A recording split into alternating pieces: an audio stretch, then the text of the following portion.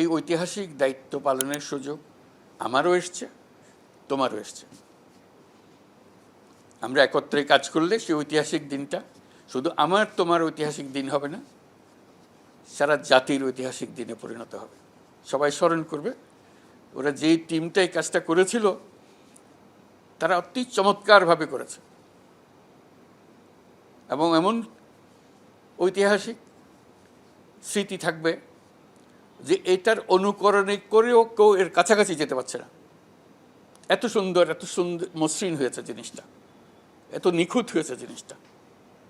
এটা শুধু আমাদের জাতির জন্য না, আন্তর্জাতিক পর্যবেক্ষক যারা আসবে তারা বলবে যে এটা তো অন্য কোনো দেশের হয়তো দেখিনি আমরা কোনোদিন।